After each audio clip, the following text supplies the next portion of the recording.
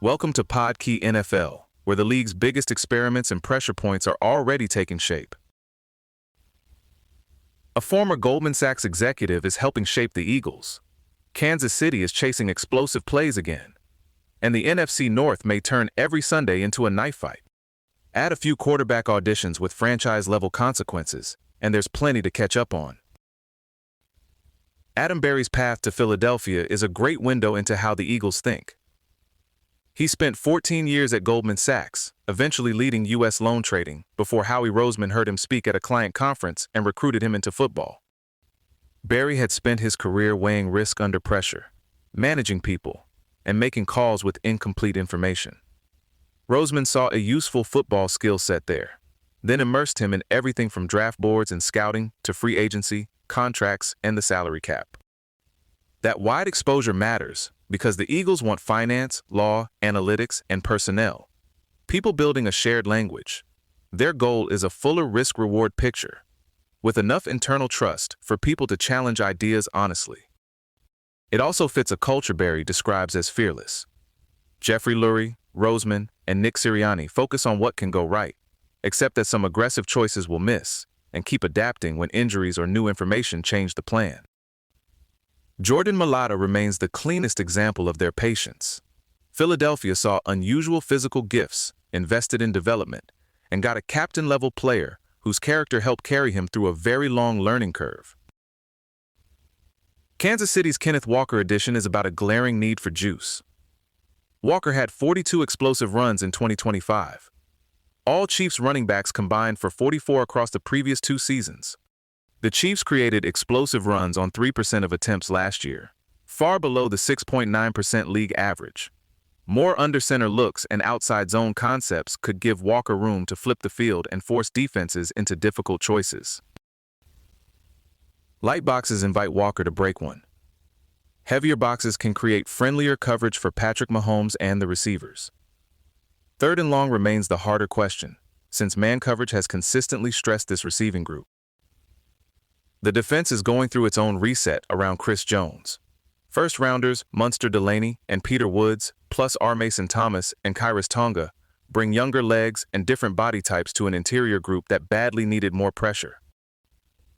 Steve Spagnuolo's unit also has a chance to regain some bite. Its man coverage rate dropped to 19.8% last season, and its zone blitzes struggled. Healthier press corners and a true nickel could reopen the aggressive calls that define this defense. Mike McDaniel gives Justin Herbert the clearest schematic advantage of his career. McDaniel's Miami passing offense produced strong efficiency and explosives with Tua Tagovailoa, and Herbert brings a bigger arm and more mobility to the project. The Chargers will need their own version of the system. Herbert holds the ball roughly half a second longer than Tua, while Los Angeles has the line and tight ends for more under-center power football. McDaniel's motion, spacing, and play-action ideas could make this offense far less predictable. The immediate concern sits inside that offensive line. Tyler Biadasz is out for the year. Jake Slaughter has never played an NFL game, and left guard remains unsettled. Chris O'Leary also inherits a defense that Jesse Minter coached to 6th in defensive EPA without a pile of star names. Continuity helps, though O'Leary has to preserve the blitz coverage and pressure balance that made the unit work.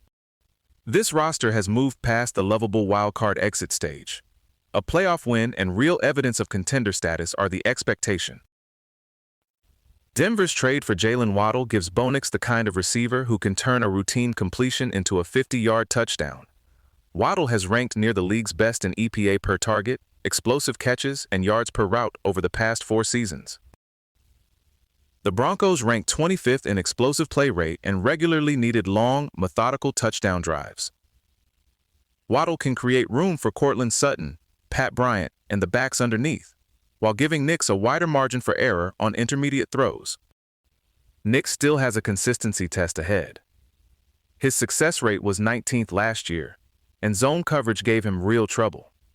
His low turnover rate, sacks, and scrambles helped him avoid disaster, though 2 ankle surgeries matter because his mobility is central to his game.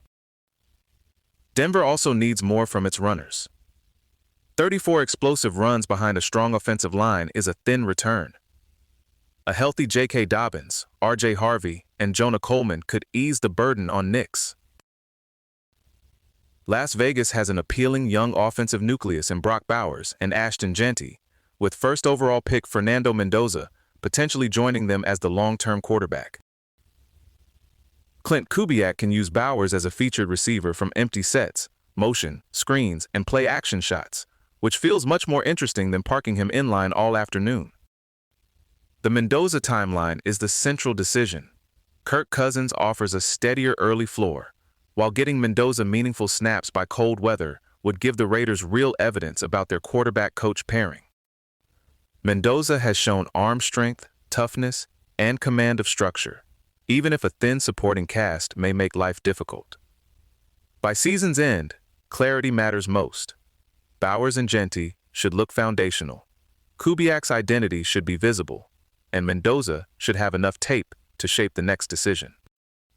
Max Crosby's future hangs over the whole picture.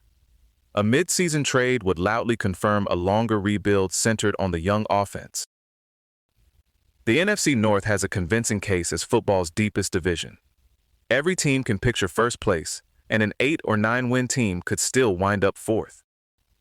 Chicago wants Ben Johnson's offense to live on down-to-down efficiency instead of splash plays and late-game escapes. Colston Loveland is the key non-quarterback piece, especially with plans for very tight end personnel. The left tackle battle and a banged-up, turnover-dependent defense could complicate the makeover. Detroit is chasing its old standard after falling from 15 wins to 9. Jared Goff needs protection, and the line is in transition after Frank Ragnow's retirement. Sam Laporta's hip health looms large in a tight end-heavy offense, while Kelvin Shepard's boom-or-bust defense has major questions in the secondary. Green Bay sees Jordan Love as an MVP-level possibility, with Matthew Golden emerging as a versatile, explosive target. The line remains unsettled. Micah Parsons is rehabbing an ACL, and the backfield may need reinforcement amid Marshawn Lloyd's injuries and Josh Jacobs' legal uncertainty. Minnesota may have the widest range of outcomes. Kyler Murray throwing aggressively to Justin Jefferson, Jordan Addison, and Jawan Jennings could be electric, while Brian Flores' aggressive defense keeps finding answers. Murray's health and consistency will decide whether this is a division-winning group or a 7-win headache. Cleveland naming Deshaun Watson, its Week 1 starter, reflects contract reality and recovery planning more than a thriving competition. His Cleveland play has cratered, and his fully guaranteed deal leaves the Browns facing roughly $83 million in dead money if they cut him next year. Shedeur Sanders has flashed more upside with accurate downfield throws, though he holds the ball too long and needs quicker anticipation. Cleveland's quarterback room is another reminder that expensive mistakes tend to multiply. Elsewhere, C.J. Stroud needs a stronger offense around him before his next contract conversation becomes simple. Bryce Young's 5th-year option is affordable, yet Carolina still needs proof that better weapons can lift his passing efficiency. Jalen Hurts faces a different challenge, operating more conventionally without A.J. Brown, with more under-center play action and pocket decisions.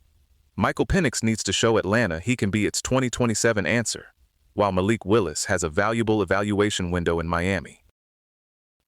Tampa rookie tackle David Bain Jr. is already winning with technique and freeing Yaya Diaby from doubles. Chiefs rookie Ashton Gillis has shown the explosive first step Kansas City wanted, and Giants linebacker Abdul Carter has looked instinctive and disruptive against the run. Mendoza's preseason work has reinforced the Raiders' optimism.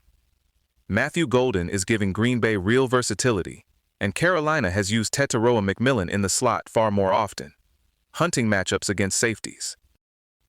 Washington's brief Jaden Daniels showing offered a reminder that quarterback evaluation depends on the people blocking in front of him. Center and tight end failures wrecked the rhythm before the offense could really show its under-center ideas. That's the lay of the land for now. Fresh systems, young cores, and plenty of teams learning quickly what they really are. Thanks for spending time with Podkey NFL. We'll catch you next time. This episode was generated by Podkey. Create your own at podkey.fm.